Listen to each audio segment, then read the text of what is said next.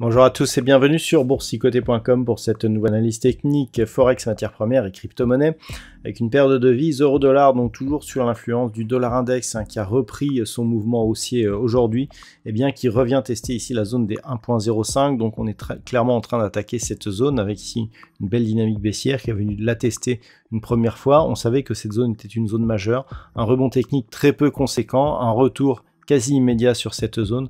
Clairement la cassure est attendue donc pour ces prochaines heures avec comme prochain objectif bien la zone des 1.0360. Alors ces deux niveaux sont des niveaux qui ont été historiques, qui ont été des points de retournement majeurs par le passé, donc il était assez facile de penser qu'on allait avoir des réactions sur ce niveau. Toujours est-il que la faiblesse de justement cette réaction nous indique que la tendance reste relativement forte et que l'on pourrait avoir une poursuite encore longue de ce mouvement, avec donc comme premier objectif ici cette zone des 1.0360. Le mouvement serait invalidé en cas de cassure haussière ici de la zone des 1.0780. Sur la paire de devises livre sterling contre dollar américain, c'est exactement le même scénario, sauf que c'est la zone ici majeure des 1,2270 qui est redevenue résistance. Donc on s'achemine maintenant vers un retour sur la zone majeure ici des 1,20. Ce niveau a lui aussi été un niveau historique. Le fait que livre sterling contre le dollar et que l'euro arrive sur des points majeurs comme ça, peut-être pas essentiellement lié au hasard, donc on verra bien un petit peu ce qui se passe si ces zones venaient à être atteintes.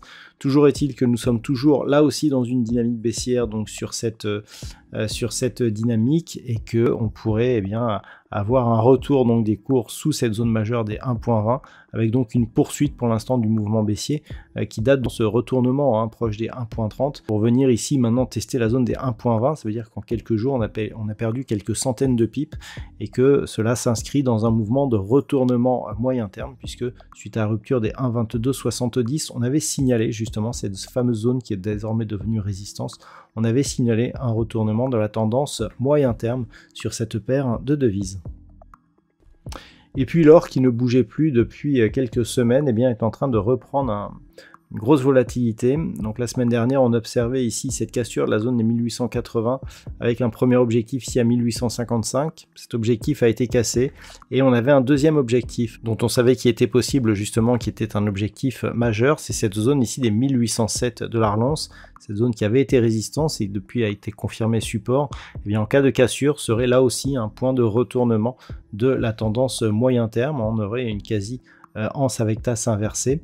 C'est une configuration qui se rapproche, mais qui n'est pas idéale ni pure. Toujours est-il que la rupture des 1855 à la baisse ouvre la voie justement à un retour sur cette zone de support. Attention à une rupture qui aurait donc des conséquences sur la tendance moyen terme. Au niveau du WTI, on consolide après ici deux tests quasiment sur la zone des 92,50. On revient inlassablement sur cette zone des 88 $ le baril. On pourrait revenir jusqu'à 84 sans pour autant remettre en cause ici la tendance globale de ce mouvement. Par contre, on aurait un signal court terme, très court terme, qui serait un signal de retournement donc à la baisse. Globalement, d'un point de vue moyen terme, tant que l'on est au-dessus des 84 $ le baril, donc ça reste haussier avec une perspective de retour, voire de cassure de cette zone des 92,50. D'un point de vue court terme, la zone d'ici des 84 serait un signal de retournement. Après un premier contact, on pourrait avoir une cassure de cette zone et donc un vrai signal de changement de tendance.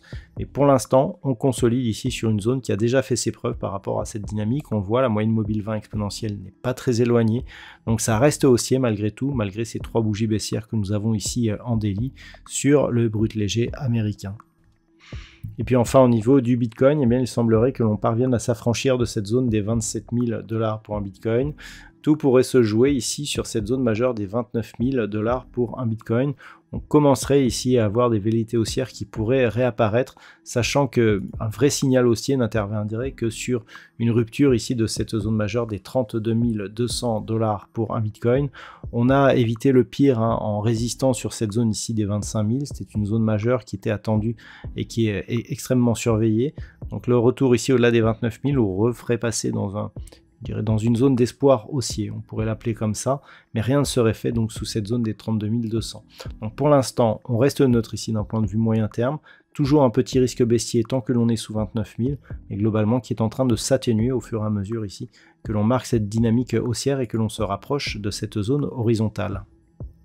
Voilà donc ce que l'on peut dire sur l'analyse technique de ces principaux actifs pour ce soir. Je vous souhaite de passer donc une très bonne soirée et on se retrouve dès demain pour d'autres analyses techniques, toujours sur le site boursicoté.com.